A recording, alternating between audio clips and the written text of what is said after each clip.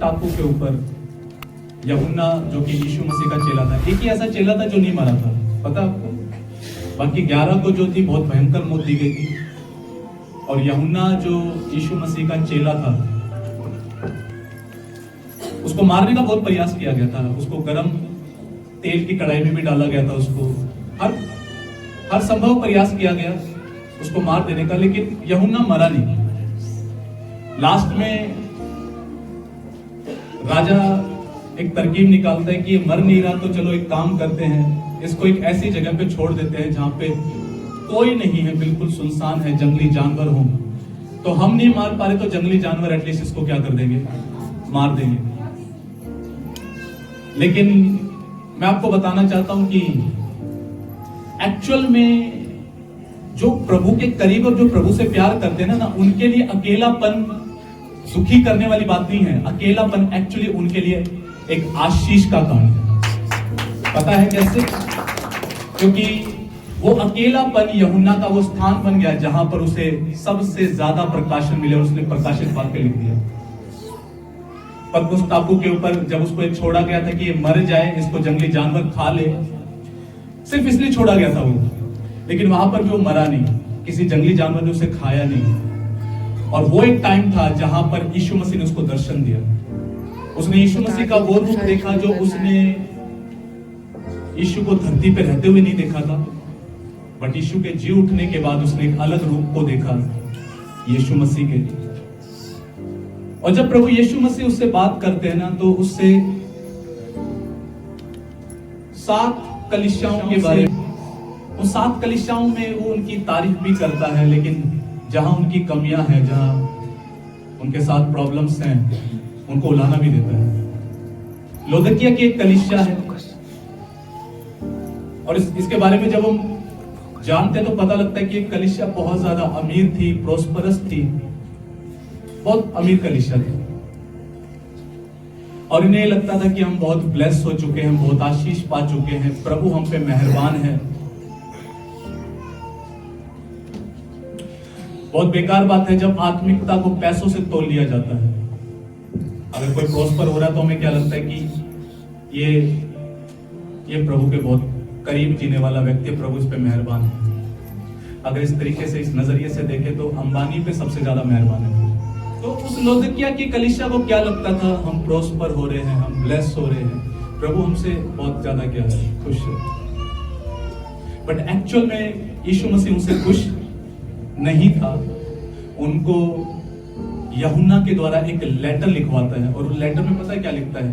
कहता है कि ना तो तू गर्म है और ना तू ठंडा है, वन तू कैसा है, तू गुनगुना है। और इससे डेंजर बात पता है क्या बोलता है? कहता है कि मैं तुझे अपने मुंह से ना उगलने पर हूं, मैं तुझे अपने मुंह से, कहने का मतलब क्या है कि अब तू वो पात्र नहीं रहेगा जिसके मुंह से मैं बात कर सकूं, जिसके मुंह से मैं बात कर सकूं। मैं कभी वो व्यक्ति नहीं बनना चाहता जिसको परमेश्वर एक दिन ये बोल दे मैं तेरी जुबान से बात नहीं करूंगा।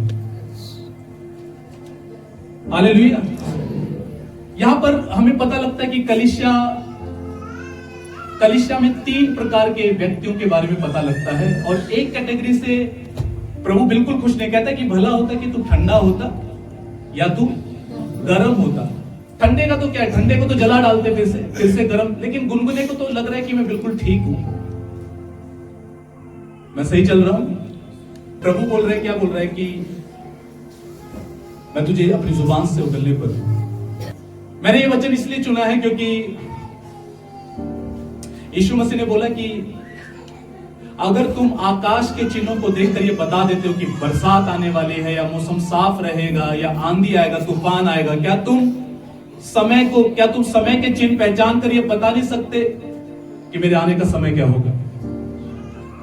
और हर स्थिति दाएं बाएं जो भी है पूरे विश्व के अंदर, वो एक ही बात की तरफ इशारा कर रही हो, पता है क्या? Jesus is coming soon. एक बार डॉक्टर टीजीएस दिनाकर ने प्रभु से पूछा, प्रभु तेरा आना कैसा होगा, तेरा आगमन कैसा होगा? और प्रभु ने टीजीएस दिनाकर को बोला, look to the North East, जहां पे मेघालय, शिलोंग, सिक्किम, मणिपुर, ये सब राज्य हैं। बोले जब इन राज्यों के ऊपर जब मैं अपना आत्मा पोर आउट करने लग जाऊं, उंडेलने लग जाऊं, समझ जाना मेरा टाइम नजदीक आ चुका है। आप सब इंस्टाग्राम पे हैं, फेसबुक पे है, यूट्यूब पे है, कुछ आपसे छिपा नहीं हुआ है। आज उन्हीं राज्यों के अंदर मीटिंग्स प्लान की जा रही है, रिवाइवल आ रहा है, जागृति आ रही है, और ये सब साइन है कि यीशु आ रहा है। Hello, hello. उसका कोई भी वायदा आज तक ऐसा नहीं है जो पूरा ना हुआ हो। एक वायदा भी बाकी है उसके वापस आने का। हर वायदा पूरा हुआ है। वो जब गया, उसने बोला मैं जाऊंगा, मैं अपना आत्मा उंडेलूंगा, तुम अन्य भाषा, तुम सामर्थ से भर जाओगे। होता है, बिल्कुल होता है। लोग पवित्र आत्मा से आज भी फिल होते हैं। जाने के बाद ऐसा नहीं है कि रुक गए हो। उसने बोला तुम मुझसे भी बड़े चमत्कार करोगे, मुझसे भी बड़े काम करोगे। आज देश भर के अंदर होते हैं। हेलो। उसने बोला कि उसका वचन बोलता उसके राज्य का अंत नहीं होगा। 2025 साल से पता नहीं कितनों ने ट्राई किया कि उसके राज्य का अंत कर दे, बट अंत करने वालों का अंत हो गया, बट उसका राज्य आज भी रुका नहीं है, फैलता चला जा रहा है। अगर उसका हर वायदा पूरा हो रहा है, ये वायदा भी हल्के में लेने का नहीं है। स्वर्गदूतों ने क्लियर बोला, जिसको तुमने आंखों से बादलों में जाते देखा है, उसी रीति से वापस आते हुए भी देखोगे। हालेलुया। उसका आगमन ऐसा होगा कि 10 दुल्हनें थी और 5 सो गई। उनको लगा भी आने में टाइम है। उसने बोला कि जैसा नूह के दिनों में था, ऐसा ही मनुष्य के पुत्र के दिनों में भी होगा।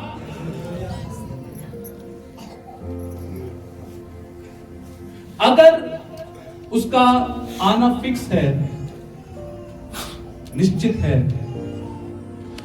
क्या कलीसिया अपने आप को जांच रही है कि how I am living in this world? मैं कैसा जी रहा हूं? मैं कैसा जी रहा हूं? मैं क्या ठंडा हूं, गर्म हूं, गुनगुना हूं? आप याद करो कि जब आप पहली बार जब आपने प्रभु यीशु को जाना, आपका कैसा प्यार था उसके प्रति। आप उसकी बातें करते हुए नहीं थकते थे, और आप ये सोचते थे कि मुझे पता नहीं क्या मिल गया कि मैं जाकर दुनिया को बता दूं। आज सोचने की जरूरत है, क्या मेरा वैसा ही प्यार आज भी जीवित है यीशु के प्रति? क्या मैं उससे पहले से ज्यादा प्यार करता हूं, या मेरे प्रेम में कमी आ गई है? आप जब प्रभु के पास जाते हैं, प्रभु ये दे दे, वो दे दे, ऐसा कर दे, वैसा कर दे, हमारी जिंदगी यहीं तक सीमित है। लेकिन कभी सोचा है, जिस असाइनमेंट के लिए, जिस कार्य के लिए उस धरती पे यहां पर रखा गया, क्या मैं उसके अनुसार कर रहा हूं, जी रहा हूं? मेरी लाइफ कैसी चल रही है? हेलो। कलीसिया में अधिकतर लोगों की मेजोरिटी यही है, ज्यादातर लोग वही है जिनका दृष्टिकोण, जिनकी दृष्टि सिर्फ इस पर है, मेरा काम बन जाए बस। लेकिन जिस उद्धारकर्ता ने आपका हाथ पकड़ा है, कभी सोचा है कि उसने मेरा हाथ क्यों पकड़ा है? मैं आपको बताना चाहता हूं कि इस समय के अंदर ना शैतान बहुत प्रयास करेगा आपको ठंडा करने का, आपको गुनगुना करने का। आपको ना पता है क्या है, आपको एक चीज समझ में आनी बहुत जरूरी है। आपका उद्धार आपके जीवन से जाना नहीं चाहिए, क्योंकि इस उद्धार को पाने के लिए ना आपको नहीं पता दुनिया क्या करेगी। हर तरीके का भरसक प्रयास कर रही है कि मेरे पाप क्षमा हो जाए और उस परमात्मा से मेरा मेल मिलाप हो जाए। मैं जीवन और मृत्यु के चक्कर से मैं क्या हो जाऊं, स्वतंत्र हो जाऊं। हर कोई भरसक प्रयास कर रहा है। भारत के अंदर तो इस चीज की खोज है। आप खोजते भी नहीं थे, तब भी आपको मिल गया। आपकी सबसे प्रीशियस और कीमती चीज पता है क्या है? सोना, चांदी, डायमंड, हीरे जवाहरात, रिश्ते नाते, इनसे सबसे बढ़कर एक चीज है, वो है उद्धार, सैल्वेशन। वो आपका सबसे ज्यादा कीमती है। और इस मोमेंट पर जब डेविल को भी ये पता है कि यस टाइम इज नियर, समय नजदीक है, वो पूरा प्रयास करेगा, अकेला नहीं जाना। अपने साथ बहुतों को लेके जाऊंगा। ये जो जल रहे हैं इनको बुझाने का पूरा प्रयास करना है। इनका उद्धार, ठीक है उद्धार पा लिया, बट अभी इनकी जिंदगी यानी इनके जीवन के अंत तक मैं इनको बने नहीं रहने दूंगा कभी। और वह इसलिए भरसक प्रयास करता है हमें गुनगुना बनाए, हमें ठंडा बनाए, हमें गर्म ना रहने दे। सैल्वेशन को इतना प्रीशियस बताया, उसने बोला कि एक व्यापारी था जो हीरो की तलाश में रहता था और उसको एक खेत मिल गया जिसमें उसको बहुत कीमती डायमंड मिल गया। उसने अपना सब कुछ बेच दिया उस डायमंड को लेने के लिए। और वो ये बता रहा है कि मेरे साथ तुम्हारा जो संबंध है ना वो इतना ज्यादा प्रीशियस और कीमती है। एंड अच्छा करना है, अंत अच्छा करना है, इस जीवन में जयवंत जीना है, विजय में जीना है। यीशु मसीह को जान लिया, हारा हुआ जीवन नहीं जीना, जयवंत जीना है, ग्लोरियस जीना है, महिमा में जीना है, बहुतों को प्रभु के पास खींच के ले आना है। सो ऐसी कौन सी चीजें हैं जो आपकी फायर को, आपकी आग को निरंतर आपके अंदर जला के रखेगी कि आप बुझे ना, आपका प्रेम ठंडा ना पड़े, आपको यीशु मसीह कभी बोरिंग ना लगे, आपको उसके साथ का रिश्ता बोरिंग ना लगे, आपको आत्मिक जीवन बोरिंग ना लगे। मैं आपको कुछ पॉइंट्स की तरफ मैं आपको लेके जाऊंगा कि कौन सी ऐसी चीजें हैं कि जो आपको एक जयवंत जीवन जीने में और आपकी फायर बरकरार रहे, आपको जीने में हेल्प करें। हालेलुया। प्यारे मित्रों, मैं ऐसा पूरा 100% बिलीव करता हूं। आपका आने वाला भविष्य इस बात पर निर्भर करता है कि मेरा डेली का रूटीन क्या है। ओके, डेली का रूटीन क्या, मैं डेली जीता कैसे हूं। आप अपना भविष्य जानना चाहते हैं तो रात को बैठ के एक बार ये सोचिए मैं पूरे दिन करता क्या हूं, और आप जो कर रहे हैं ना आपका फ्यूचर उसी डायरेक्शन में जा रहा है। सीधी सी बात है, एक व्यक्ति डेली एक्सरसाइज करता है, क्या करता है? एक्सरसाइज करता है, जिम जाता है। ओके, तो उसकी लाइफ कौन सी डायरेक्शन में जा रही है? हाँ, मान के चलो कि वो बहुत हेल्दी है, हेल्दी इन द सेंस मतलब बहुत मोटा है, लेकिन उसने डिसाइड किया एवरी डे, हर दिन मैं जिम जाऊंगा, मैं एक्सरसाइज करूंगा। तो उसने अपने जीवन को एक दिशा दे दी और उसे पता है कि साल के अंत तक मेरा फैट लूज हो जाएगा, मेरी एक अच्छी फिजिक होगी, मैं अच्छी बॉडी बना लूंगा। वही डायरेक्शन है। तो आपकी जिंदगी पता है किस तरफ जा रही है। आप शाम को बैठकर एक बार सोचना मैं पूरे दिन करता क्या हूं। ओके, मैं पूरे दिन करता क्या हूं, बस जिंदगी वही जा रही है।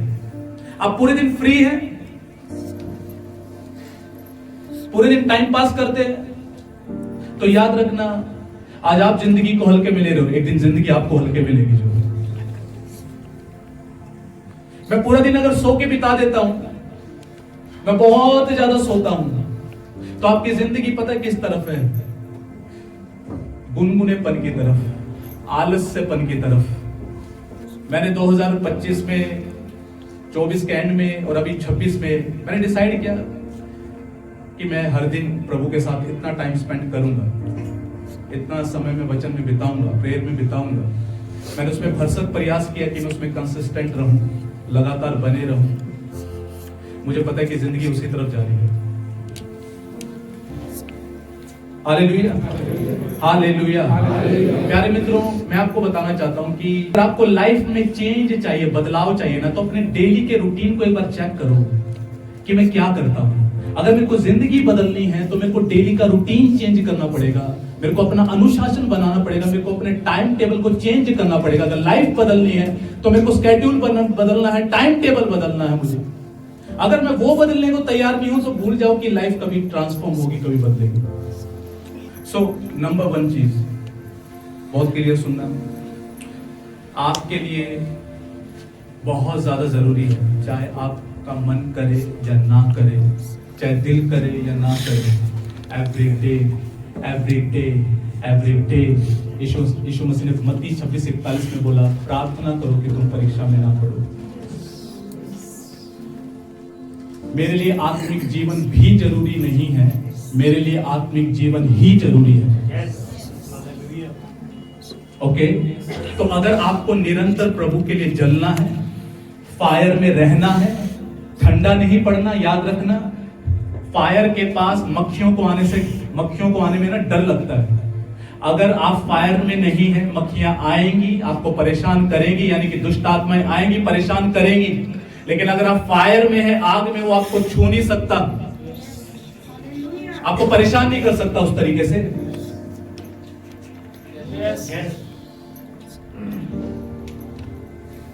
आपको पता है पुराने नियम के अंदर ये कंपल्सरी था, ये मैंडेटरी था।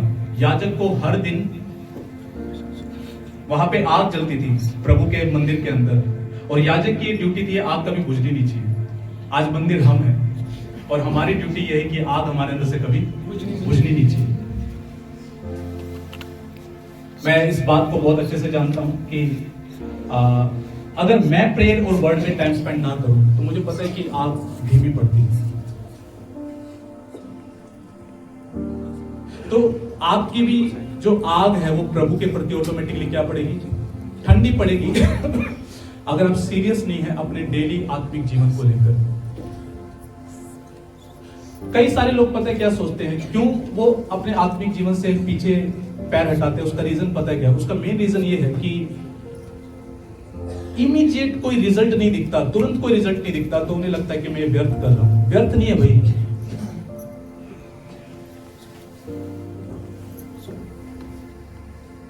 वो एक दिन डेफिनेटली रिजल्ट लेके आएगा आपकी लाइफ में। आप बदलाव को देखेंगे, चेंज को देखेंगे, आप अपने व्यक्तिगत जीवन में भी और अपने सराउंडिंग्स में भी, अपने आसपास के वातावरण में भी। और हर दिन करने की जरूरत है। ये नहीं कि मैंने 10 दिन कर लिया, अब मैं 10 दिन नहीं किया, मैंने 4 दिन कर लिया, मैं पूरे महीने भर फ्री हूं। बहुत कॉमन और बहुत सिंपल सा सीक्रेट है, प्रभु के लिए जलना है। बस सीधी सी बात है, जलने का एक ही सीक्रेट है, प्रतिदिन प्रार्थना में बने रहो, प्रतिदिन प्रभु के वचन में बने रहो। यही है सीक्रेट। जब हम इनसे हटते हैं ना, हम बुझने लग जाते हैं। हमें संडे आना टाइम पास लगने लग जाता है, हमें प्रार्थना बोरिंग लगने लग जाती है, हमें प्रभु की बातें बोरिंग लगने लग जाती है। ये तभी होता है जब हम अपने आत्मिक जीवन को लेकर गंभीर नहीं है। और एक चीज और मैं आपको बताता हूं, पता है क्यों आपका स्केड्यूल नहीं बनता कभी? क्यों आपका रूटीन नहीं बनता? क्योंकि आप अपने रूटीन को ना रात को प्लान करके नहीं सोचते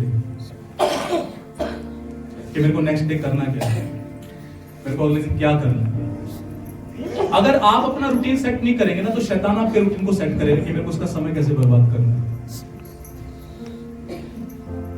बहुत ज्यादा पता है कौन सोता है? मैं आपको एक बात बताता हूं, जब मैं किसी को बहुत ज्यादा सोते हुए देखता हूं ना, तो मैं अक्सर अपनी वाइफ को एक बात बोलता हूं, पता है क्या? पता वो व्यक्ति इतना ज्यादा क्यों सोता है? क्योंकि वो उदास है। जो अंदर से उदास होता है ना, वो बहुत ज्यादा सोता है। सच बात है, मैं आपको कह रहा हूं। जो अंदर से उदास होते हैं ना, मैंने अक्सर देखा वो बहुत ज्यादा सोते हैं, उनको बहुत नींद आती है, वो बहुत ज्यादा सोते हैं। तो अगर आपने अपना दिन का पूरा टाइम टेबल सेट ही नहीं करता, आप नेक्स्ट डे सोओगे भाई, क्योंकि आपका माइंड ही सेट नहीं है कि मुझे करना क्या है।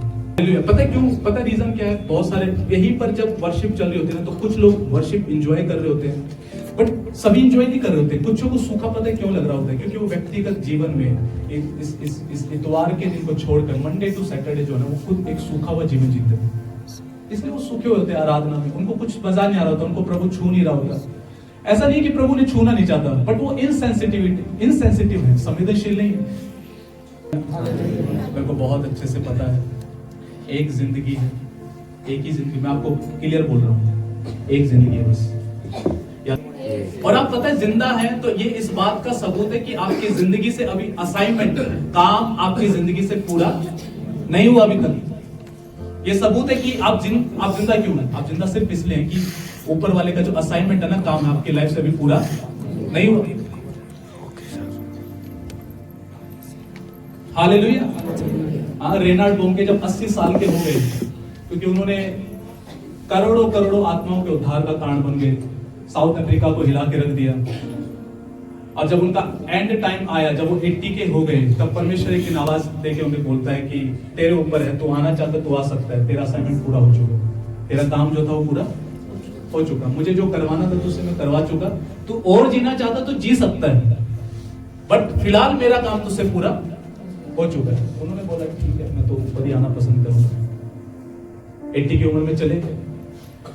केनिथ हैगिन का असाइनमेंट पूरा हुआ। 83 साल के जब वो हुए, उनको पता था कि मेरा टाइम नजदीक आ चुका, मुझे जाना बस दुनिया से। उन्होंने बर्थडे मनाया अपना, केक, उन्हें पता था मेरा आखिरी बर्थडे है। असाइनमेंट पूरा हो गया। आप जिंदा पता है किस लिए हैं? आपका असाइनमेंट पूरा नहीं हुआ। और जब असाइनमेंट पूरा नहीं हुआ है तो इसका मतलब मेरे को ज्यादातर प्लानिंग किसकी करनी है? यार मेरा असाइनमेंट पूरा होना चाहिए। जो काम परमेश्वर इस धरती पे, मैं आपको सच्ची बताऊं, मैं आपको क्लियर ये बात बताऊं, मेरा मिनिस्ट्री करने का पर्पस पता है क्या उद्देश्य है आज के टाइम पे? ना मुझे हीरो बनना, ना मुझे हाईलाइट होना, ना मुझे महिमा चाहिए, सब मर चुका है मेरे अंदर से, नहीं चाहिए। मैं एक ही रीजन से कर रहा हूं, बस सिर्फ एक रीजन से। अंदर से मुझे पता भी मेरा काम पूरा नहीं हुआ। लिटरली मैं जानता हूं आत्मा से मेरी कॉल अभी पूरी नहीं हुई। मेरी बुलाहट का बहुत बड़ा अंश बाकी है, बहुत बड़ा अंश बाकी है। वो ही मुझे आगे बढ़ने के लिए प्रेरित करता, धकेलता, मेरा लक्ष्य धकेलता मुझे, मेरा लक्ष्य जगाता है, मेरा लक्ष्य सुलाता है, मेरा लक्ष्य डिसाइड करता सब कुछ। मैं लक्ष्यहीन व्यक्ति नहीं हूं। और मैं आपको ये बताऊं, पता है क्या है, एक इसका भी ना एक लक्ष्य आपके अंदर, मैं जब ये शब्द बोल रहा हूं ना तो आपके अंदर एक ट्रांसफर हो जाए। पता है क्या? प्रभु से प्यार, जिससे हम प्यार करते हैं। आप ये बोले कि यार मैं प्यार करता हूं और आपको समय बिताने में कोई इंटरेस्ट ना हो, कैसे हो सकते हैं?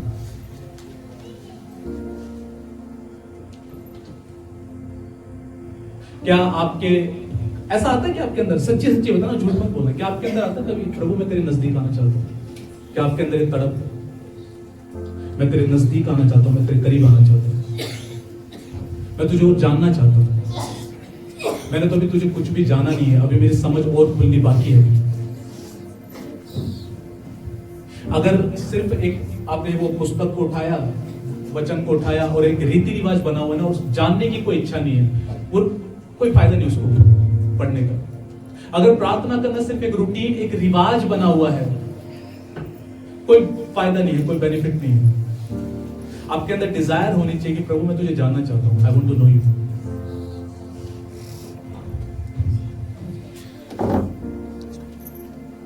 और जितना आप ज्यादा जानते जाएंगे ना, मैं आपको क्लियर बताता हूं, आप जब सच में जानेंगे ना, आप यीशु मसीह के दीवाने हो जाएंगे।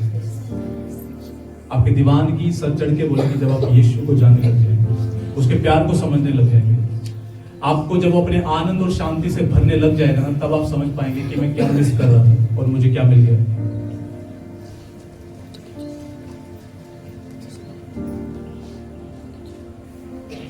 तो पता है कौन लोग बुझ जाते हैं? जिनका आत्मिक जीवन बुझा हुआ है। अगर आप उनमें से है जिसका स्पिरिचुअल लाइफ बुझ चुका है, थम चुका है, रुक चुका है, ये टाइम है कि आप जागे और उसे लेकर सीरियस हो गए। अगली बात, कौन सी चीज हमें ठंडा बनाती है? एक बहुत कॉमन चीज है, और मैं ऐसा समझता हूं कि वो लोगों को बार बार सिखाए जाने की जरूरत है।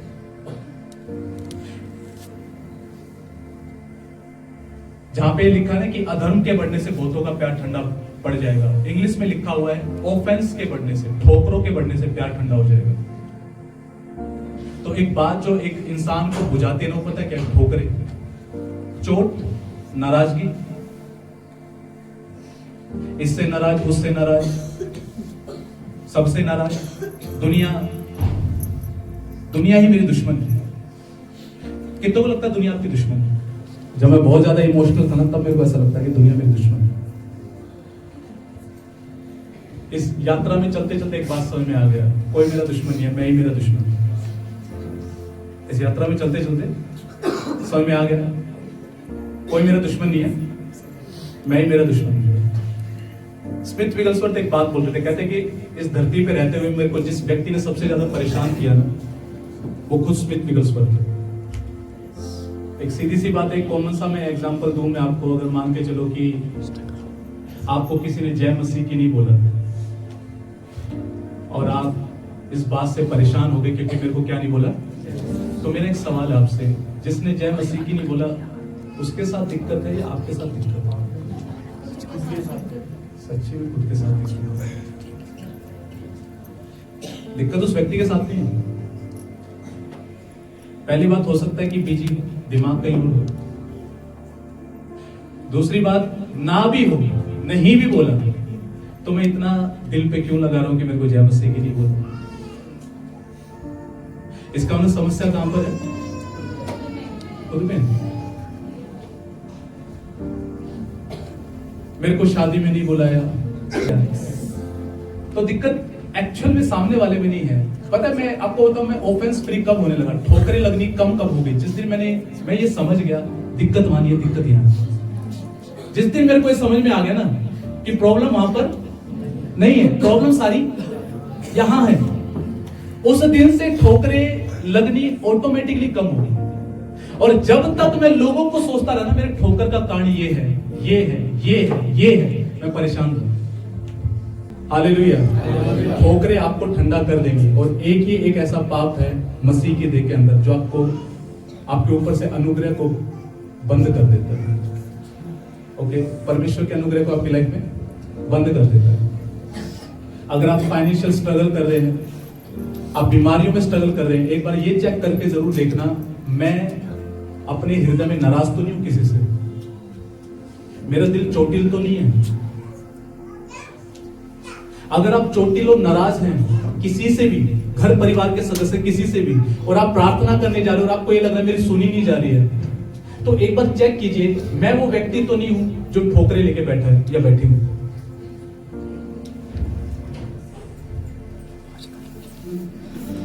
कई लोग बोलते हैं वो तो प्रभु था, वो तो यीशु मसीह था, वो तो माफ कर सकता है क्योंकि वो तो कौन था? यीशु मसीह था। रोमियो 5:5 में क्लियर लिखा हुआ है कि उसका आत्मा तुम्हारे दिल में उंडेला गया है, उसका जो प्यार है उसके आत्मा के जरिए तुम्हारे दिल में उंडेला गया है। इसका मतलब पता है क्या है? इसका मतलब आपके अंदर प्यार करने की कैपेसिटी है, आप प्रेम कर सकते हैं। मैं क्या हूं? Offence proof. मैं ऐसा हूं कि जब ठोकरें आती हैं तो वो ऐसे लगती हैं और फिसल के ऐसे चली जाती हैं। तो समझ आ रहा है क्या? और अगर किसी से ठोकर लग भी गई है कलीसिया के अंदर, तो जाके सुलझा लो, एक बार बात कर लो। एक बार एक कलीसिया के पास्टर ने बोला कि साल का एंड था, बोले कि एक टाइम है जब एक दूसरे से मेल मिलाप कर लो, जिससे भी ठोकर लगी है उससे जाके गले मिलो। पूरा चर्च पास्टर से गले मिल गया। आपको पता सबसे ज्यादा ठोकरें लगती किसे? बच्चों को लगती है, सयानों को नहीं लगती। जो बच्चे होते हैं ना, मैं आपके डील डोल की बात नहीं कर रहा, आत्मिक रूप में जो बच्चे हैं ना वो जल्दी ठोकर खाते हैं। जो सयाने हो चुके हैं उनको उन बातों की कोई परवाह नहीं है। हालेलुया। और मैं आपसे ये एक्सपेक्ट करता हूं, उम्मीद करता हूं कि आप सयाने हो जाए। टीम के बंदों से तो कम से कम, वॉलंटियर से तो कम से कम, कि वो एटलीस्ट क्या हो जाए? सयाने हो जाए। और जो पुराने हो चुके हैं उनसे तो उम्मीद करता हूं कि वो क्या हो जाए? सयाने हो जाए। सबसे ज्यादा ठोकरे बच्चे ही खाते हैं, बच्चों को बुरा लगता है, सयानों को क्या लगेगा? कुछ लगेगा। तो अगर आपको ये अपना आत्मिक थर्मामीटर देखना ना कि मैं कितना सयाना हो गया हूं, तो एक बार ये देखना मेरे को ठोकरें कितनी लगती है। ज्यादा लगती है आप बच्चे हो, कम लगती है आप सयाने होते जा रहे हो। दो दिक्कतें बहुत कॉमन है, पता है क्या? एक ये कि मेरी तरफ घूर के देख रहा था या देख रही थी और मेरे बारे में क्या कर रहे थे? सोच रहे थे या बात कर रहे थे।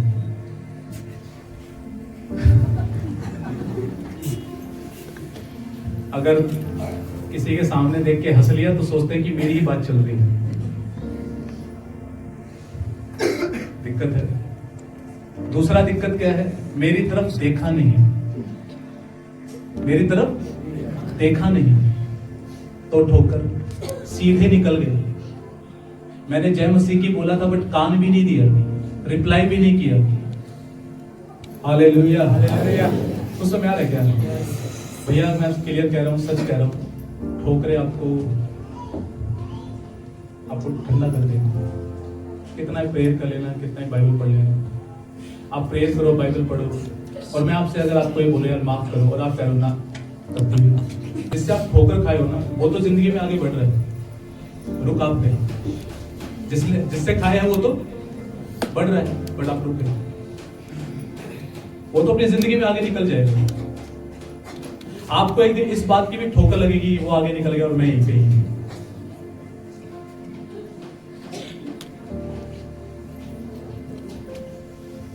याद रखना, ये एक ऐसा जाल हथियार है, आपको ठंडा करता है। सीधी सी बात है, इसका एक मैं आपको क्लियर बताता हूँ, इसका एंटीडोट क्या है। इसका एंटीडोट ये है, यीशु मसीह ने क्लियर बोला, जाओ और उस पर आशीष बोलो। क्या बोलो? जाओ, उसके लिए प्रार्थना करो। अगर आपको ठोकरों से आजाद होना ना, बहुत कॉमन है, अकेले में जाओ, बोलो प्रभु मैं उस पर आशीष कहता हूँ, मैं उस पर आशीष कहता हूँ, मैं उसे ब्लेस करता हूँ, मैं उसके परिवार को ब्लेस करता हूँ। उसके लिए प्रार्थना कीजिए। अगर आपको, देखिए मैं आपको क्लियर बताता हूँ, मैं जब ये बात बता रहा हूँ तो हम ऐसा करने का प्रयास करते हैं कि जिससे भी ठोकर लगे उसके लिए प्रार्थना करें, उसे क्या करें? ब्लेस करें। मैं आपको बताना चाहता हूँ, वो परमेश्वर आपको देख रहे हैं, और वो देख रहे हैं कि देखो अकेले कमरे में आके ये उस जिसने इसको चोट पहुंचाई है उस पर क्या बोल रहा है? आशीष बोल रहा है। क्या आप स्वर्ग में हाईलाइट नहीं होंगे? क्या परमेश्वर ये नहीं बोलेगा कि मेरे को अगला दाऊद मिल गया, अगला डेविड मिल गया है, जिसके द्वारा मैं गोलियत को मार सकता हूं, क्योंकि इसने शेर और भालू को फाड़ना सीख लिया है। कौन सी चीज आपको ठंडा करती है? और ये बहुत कॉमन हो चुका है कलीसियाओं के अंदर, अपनी कलीसिया के अंदर भी है। और मैंने फ्राइडे भी इस बारे में बताया था। यीशु मसीह ने बोला कि यदि तुम मुझसे प्यार करोगे तो मेरी आज्ञाओं को मानोगे। उसने बोला कि यदि तुम मेरी मानोगे तो तुम मेरे प्रेम में क्या रहोगे? बने रहोगे। सो एक चीज जो आपको अपनी लाइफ में शामिल करने की जरूरत है ना, वो है आज्ञाकारिता, परमेश्वर के प्रति आज्ञाकारिता। मैंने शुक्रवार को एक बात बोला था कि कैसे पता लगता है कि एक व्यक्ति सचमुच में नया जन्म पाया हुआ है। कैसे पता लगेगा एक व्यक्ति का उद्धार हो गया? पता है कैसे पता लगता है? इससे नहीं कि आप बहुत प्रेयर करते हैं, बहुत बाइबल पढ़ते हैं, इससे नहीं पता लगता है। सच्चा उद्धार जो ना आपके अंदर से आज्ञाकारिता प्रोड्यूस करेगा। अगर आपने सचमुच में प्रभु को जाना है तो आप किस में चलेंगे? आज्ञाकारिता। ओके, किसकी आज्ञाकारिता? परमेश्वर की।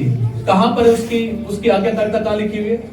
उसकी आज्ञा वचन के अंदर लिखी हुई है। ओके, जब हम उसे मानते हैं ना तो उसके साथ क्या लिखा है? देखो, यदि तू अपने परमेश्वर यहोवा की सब आज्ञाएं जो मैं आज तुझे सुनाता हूं चौकसी से पूरा करने को चित्त लगाकर उसके सुने, तो वह तुझे पृथ्वी की सब जातियों में क्या करेगा? देखो ध्यान से सुना, ठीक है? ये सारे आशीर्वाद आपके ऊपर कौन से होंगे? धन्य हो तू नगर में, धन्य है तू खेत में, धन्य हो तेरी संतान, धन्य हो तेरी भूमि की उपज, और गाय और भेड़ बकरी, और भेड़ बकरी किसी के पास है क्या? भेड़ बकरी और आदि पशुओं के बच्चे। नेक्स्ट देखो, ये सब आज्ञा मानने का प्रतिफल है। आपको ना अपनी गाय के लिए, भैंस के लिए प्रेयर कराने की जरूरत नहीं है, सिर्फ आज्ञा मानने। तो क्या लिखा है? धन्य हो तेरी टोकरी और तेरा आटा गूंथने का पात्र, कि तेरे शत्रु जो तुझ पर चढ़ाई करेंगे वे तुझसे हार जाएंगे। एक मार्ग से तुझ पर चढ़ाई करेंगे परंतु तेरे सामने से 7 मार्ग से होकर भाग जाएंगे। आमीन। तेरे खत्तों पर और जितने कामों में तू हाथ लगाएगा उन सभी पर यहोवा आशीष देगा। तेरा परमेश्वर यहोवा तुझे देता है, उसमें मैं तुझे आशीष देगा। यदि तू अपने परमेश्वर यहोवा की आज्ञाओं को मानते हुए उसके मार्गों पर चले तो वह अपनी शपथ के अनुसार तुझे अपनी पवित्र प्रजा करके स्थिर करेगा। अगर आपको स्थिर होना है, स्टैब्लिश होना है जिंदगी के अंदर, तो किसको मानना है? और पृथ्वी के देश देश के सब लोग यह देखकर कि तू यहोवा का कहलाता है तुझसे डर जाएंगे। और यहोवा तुझको पूछ नहीं कि तू सर फहराएगा, तू नीचे नहीं, तू ऊपर ही रहेगा। यदि परमेश्वर यहोवा की आज्ञाएं जो आज मैं तुझको सुनाता हूं, सुनने में मन लगाकर चौकसी करे। और जिन वचनों की मैं आज तुझे आज्ञा देता हूं, उनमें से किसी से दाएं या बाएं मुड़कर पराये देवताओं के पीछे न हो ले और उनकी सेवा कर। ठीक है, हालेलुया, हालेलुया। समझ में आया? तो ओबीडियंसी के साथ क्या जुड़े हुए हैं? आशीष से जुड़े हुए। आपको बहुत सारी चीजों के लिए मशक्कत करने की जरूरत नहीं, सिर्फ मानने की जरूरत है। हाँ, हम कभी बहुत रेयर ऐसा होता है कि हम बहुत कम इन चीजों पे ध्यान देते हैं।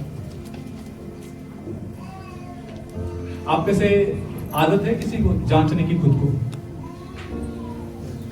जांचते हैं क्या? अपनी लाइफ को चेक करते हैं?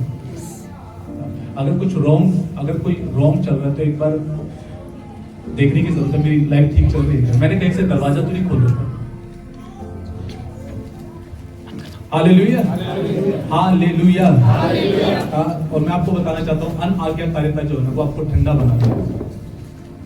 याद रखना, अदन की वाटिका में वो अनआज्ञाकारिता थी जिसकी वजह से आदम और उसके बाद हम जितनी भी उसकी पीढ़ियां, उन पर दिक्कतें आ गई, प्रॉब्लम्स आ गई। हालेलुया। मैंने फ्राइडे नाइट को भी बताया था, मुझे बीते दिनों कुछ बातें बहुत ज्यादा छू रही थी, टच करी थी। उनमें से कुछ बातें पता है क्या थी कि इसहाक को परमेश्वर एक बात बोलता है, कहता है क्योंकि तेरे बाप अब्राहम ने मेरी मानी थी ना, इस वजह से मैं तुझे आशीष दूंगा। और वहां से मैं एक सीख पा रहा था कि यानी कि हम जब आज्ञाकारिता में चलते हैं ना, वो पीढ़ियों को ब्लेस करते हैं, पीढ़ियों को ब्लेस करते हैं। पता है क्या लिखा हुआ है? एक जगह लिखा हुआ है कि परमेश्वर बोलता है, जो मेरी मानता है मैं उसकी 1000 पीढ़ियों पर आशीष देता हूँ, कि आप जो आज आज्ञाकारिता मानेंगे उसका फल इवन पीढ़ियां पाएंगे। जो उस समय आ रही है, इधर अंडरस्टैंड कर रहे हैं।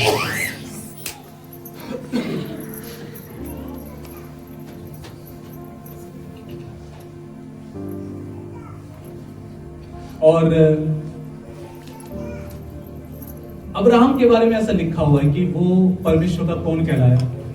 मित्र कहलाया, दोस्त कहलाया। और वो दोस्त पता है क्यों कहलाया? क्योंकि पूरी बाइबल में अगर आप एक बात देखोगे ना, अब्राहम एक ऐसा व्यक्ति था जिसको परमेश्वर ने कुछ करने को बोला, उसने कभी सवाल जवाब नहीं किए, कर डाला। कभी सवाल जवाब, एक ऐसी देखो ऐसी आज्ञाकारिता जिसमें कोई सवाल जवाब नहीं है, जिसमें कोई सवाल जवाब नहीं है, करने को तैयार नहीं।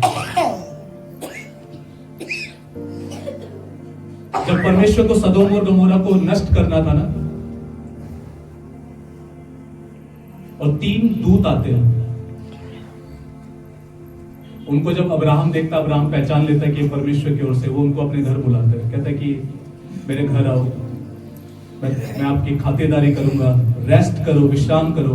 तो पता वो तीनों क्या बोलते हैं? वो कहते हैं कि जो तू करना चाहता वो कर, जो तू करना चाहता वो कर।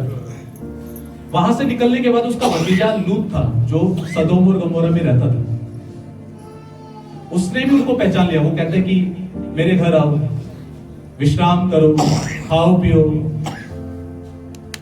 तो वो 3 पता है क्या बोलते हैं? नहीं, हम नहीं आएंगे, हम नहीं आएंगे। लिखा बहुत ज्यादा रिक्वेस्ट करता है, जोर देता है, तब जाते उसके घर पे। मेरे को ये बात बहुत हाईलाइट हो रही थी। मैं सोचा था ऐसा क्या है कि उसने बुलाया, तुरंत हाँ कर दिया, ये बुला रहा और हाँ नहीं कर रहे। तो पता क्या समझ में आया? समझ में आया कि वो आज्ञा मानते हैं, वो बात मानते हैं, ये नहीं मानते। और इसलिए परमेश्वर का कौन कहलाया? वो मित्र कहलाया।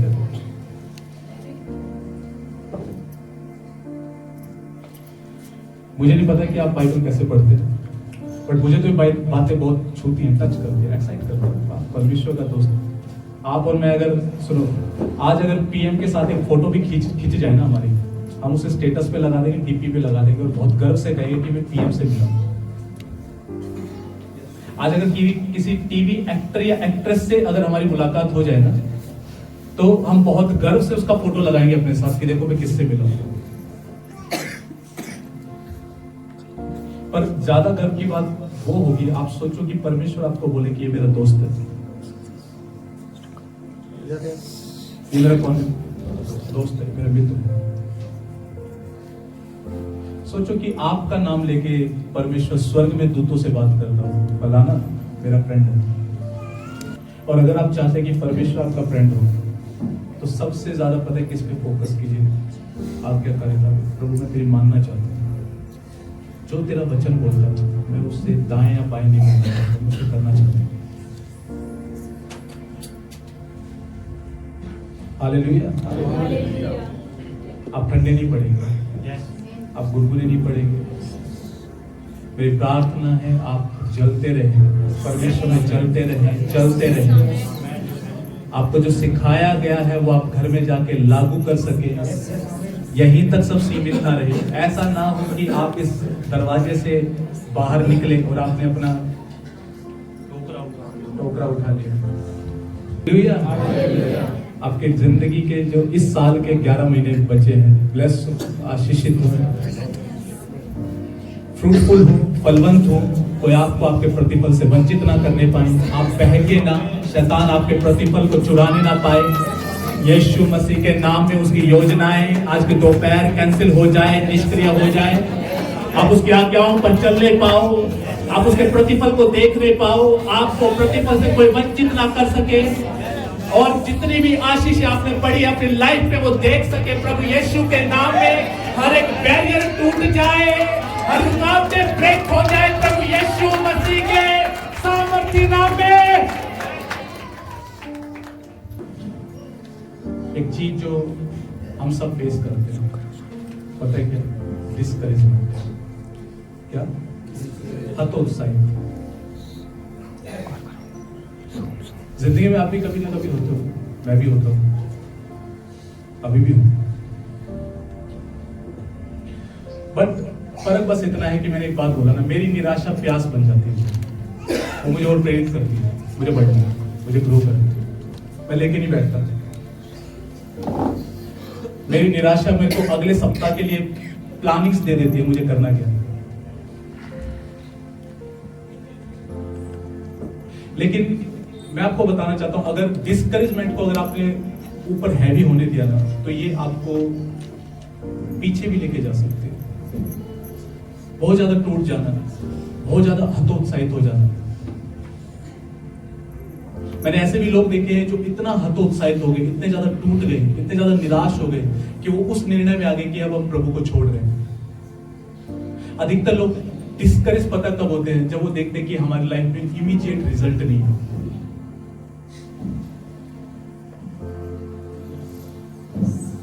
एक एंटीडोट मैं आपको बता सकता हूं कि आप कभी हतोत्साहित नहीं होंगे। पता है क्या? मोहब्बत केवल यीशु से रखो बस। कभी डिस्करेज, अगर मोहब्बत कार से होगी और कार नहीं मिलेगी ना, डिस्करेज हो जाओगे। मोहब्बत अगर बंगले से होगी ना और बंगला नहीं मिलेगा तो हतोत्साहित हो जाओगे।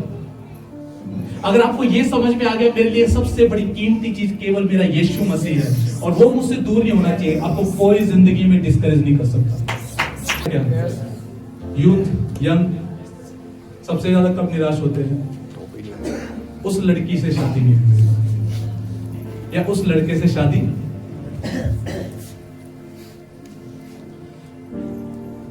डिस्करेज होने की जरूरत नहीं, something better and best is waiting. Hallelujah, hallelujah. तो समझ आ रहा है क्या? किस लोग अंडरस्टैंड कर रहे हैं? डिस्करेजमेंट, हतोत्साहित हो जाना। कई बहुत सारे लोग कब हतोत्साहित होते हैं? जब प्रार्थनाएं किए जा रहे हैं और उसका एकदम से रिजल्ट नहीं दिख रहा, हमें वो नजर नहीं आ रहा जो हम देखना चाह रहे हैं।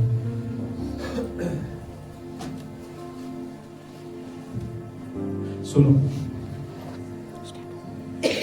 अगर परमेश्वर ने कोई वायदा आपसे कर दिया है वो उसे पूरा करेगा। प्रतिज्ञा को थाम के रखिए, उसको थाम के चलते रहिए। हो सकता है वो आपके अंदर से कुछ कमियों को भी निकालना चाह रहा हो, आपको और धीरजवंत बनाना चाह रहा हो, और नम्र बनाना चाह रहा हो, और वफादार बनाना चाह रहा हो, कुछ कमियों को निकालना चाह रहा हो। हालेलुया। क्यों मैं ऐसा कह रहा हूँ? मैं आपको एक बात बताता हूँ, पता है क्या है? जब मैं अपनी लाइफ की कुछ गंभीर सीरियस कमियों को देखता हूँ ना, तो मैं उन कमियों को देख के ना कई बार प्रभु को बोलता हूँ, प्रभु तेरा धन्यवाद, अभी तूने हजारों लोगों को नहीं भेजा, क्यों? क्योंकि जब मैं उन कमियों को देखता हूं तो मुझे लगता है कि यार अभी नहीं, अभी तो मैं संभाल ही नहीं सकता। कुछ समझ आ रहा है क्या? आपको जो प्रभु देना चाहता है ना, उससे पहले आपको वो प्रिपेयर करना चाहता है, तैयार करना चाहता है, आपके व्यवहार में बदलाव करना चाहता है। हेलो, सीधी सी बात है कि एक बच्चा जो अभी 18 का नहीं हुआ, उसका बाप उसे गाड़ी चलाने नहीं दे सकता अभी, क्योंकि वो उसके अभी लायक नहीं है, योग्य नहीं है, लाइसेंस नहीं बना। जोश में चलाएगा, होश में नहीं चलाएगा, तेज चलाएगा। कितने लोग अंडरस्टैंड कर रहे हैं? कुछ समझ पा रहे क्या? उस बेटे की बहुत डिजायर है गाड़ी चलाने की, बाप की भी बहुत डिजायर है कि बेटा चलाए गाड़ी, बट बाप पेशेंसली वेट कर रहा है कि अभी समय नहीं आया। कुछ समय आ रहा है क्या? कितने लोग अंडरस्टैंड कर रहे हैं? सो अगर कुछ एकदम से होता हुआ नजर ना आए, कुछ चेंज होता हुआ नजर ना आए, निराशा को, हतोत्साहितपन को हैवी मत होने दीजिए, भारी मत होने दीजिए। इतने निराश होकर मत बैठ जाओ कि बहुत टूट गए और आपका परमेश्वर से संबंध इफेक्ट हो रहा है, आपकी प्रेयर लाइफ इफेक्ट हो रही है, आपका वचन में समय बिताना इफेक्ट हो रहा है, क्योंकि आप हतोत्साहित हैं।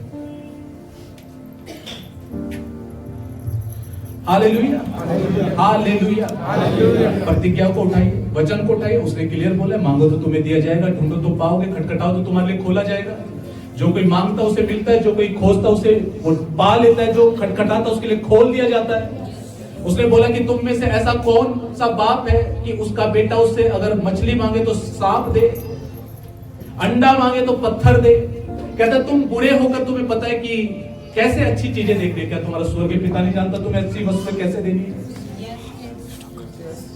हेलो, प्रभु का वचन क्लियर बताता है, क्लियर बोलता है। क्या वो नहीं जानता? क्या उसे नहीं पता? लिखा है कि तुम्हारे मांगने से पहले तुम्हारी आवश्यकताओं को वो जानता है। बट जब पता प्रॉब्लम कहां पे, जब हमने उसको ना, मैं आपको क्लियर बताना चाहता हूं, अगर ये चीजें आप पे हैवी है ना, तो यीशु मसीह आपका परमेश्वर नहीं है, वो चीज आपका परमेश्वर है, क्योंकि वो आपको मिली नहीं, तो आप यीशु से कटने को तैयार हो। हेलो, हेलो, कुछ समझ आ रहा है? कितने को बात समझ आ रही है? आपको पता है आपका लेवल उस समय, देखिए कलीसिया का, आप पता किस दिन पता लगा आप सयाने होते जा रहे हो? जब आप किसी वस्तु की वजह से यीशु के पीछे नहीं लगे हुए, आप यीशु के पीछे केवल यीशु के लिए लगे हुए बस।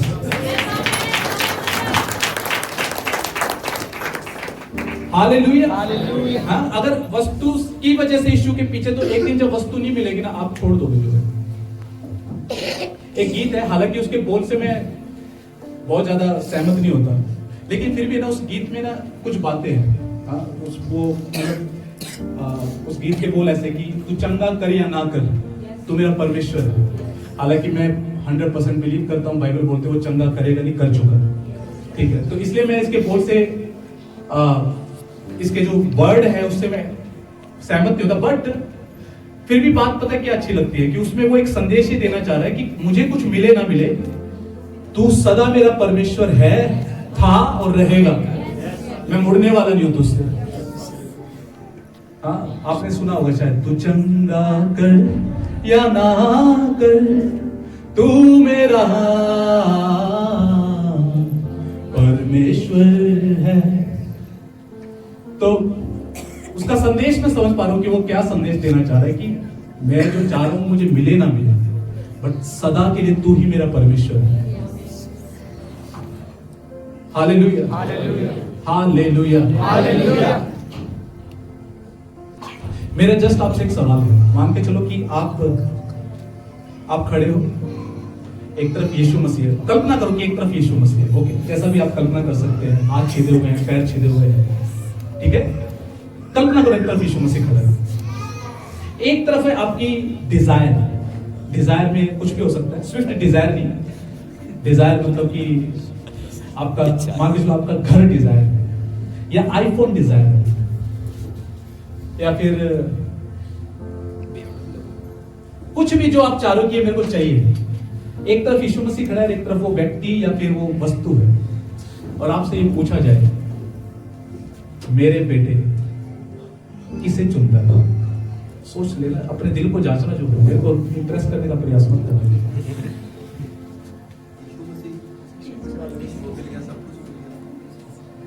वो कह रहे हैं सब कुछ दूंगा नहीं मैं तुझे, जो है अब बोल। हाँ क्या चुनोगे आप? वो कह रहे हैं जिंदगी में दूंगा ही नहीं मैं घर, जिंदगी भर किराए पे रखूंगा। अब बोल, कभी आईफोन नहीं दूंगा, जिंदगी भर कुंवारा ही रखूंगा। फिर वो उसको इस्तेमाल करना चाह रहे हैं। तो ये बताओ कि वो व्यक्ति, मतलब आप क्या चुनोगे? यीशु मसीह को चुनोगे? अगर मैं आपको बताऊं, लेकिन देखो अभी कहना बहुत आसान है, लेकिन पर्टिकुलर हर दिन हम ये चीज करते हैं जहां हम अपनी डिजायर पूरी ना होने की वजह से ना हम उससे नाराज हैं। हमारे अंदर से आराधना नहीं निकलती, दिल से नहीं निकलती, हृदय से। जब पास्टर गौरव कुछ धूम धड़ाके वाले गाने बोल रहे हैं बस मजा आ जाता है, बस हिल लेते थोड़ा सा। अदरवाइज हमारे दिल से आराधना नहीं निकलती, क्योंकि यीशु हमारा प्रभु है ही नहीं। कुछ समझ आ रहा है क्या? हेलो। जिस दिन सच में वही प्रभु होगा ना, मैं आपको बताऊं, जिस दिन क्रूस समझ में आ गया ना, क्रूस की कथा समझ में आ गई, उस दिन प्यार समझ में आ जाएगा, यीशु मसीह समझ में आ जाएगा, आपको उद्धार समझ में आ जाएगा। और जब ये समझ में आ जाएगा ना, तो आपकी आराधना के विषय बदल जाएंगे, सब चेंज हो जाएगा। आपका धन्यवाद अब इस बात पे नहीं निकलेगा कि तूने मेरे को गाड़ी दी, बंगला दिया, कपड़ा दिया, तूने मुझे उद्धार दिया, तेरे द्वारा मैंने उद्धार को पाया, तूने मेरे लहू पाया, तूने मुझसे प्यार किया, तूने मुझे आनंद जीवन दिया, तूने मुझे पवित्र आत्मा से भरा, तूने मुझे वचन दिया, तूने मुझे आजाद कर दिया।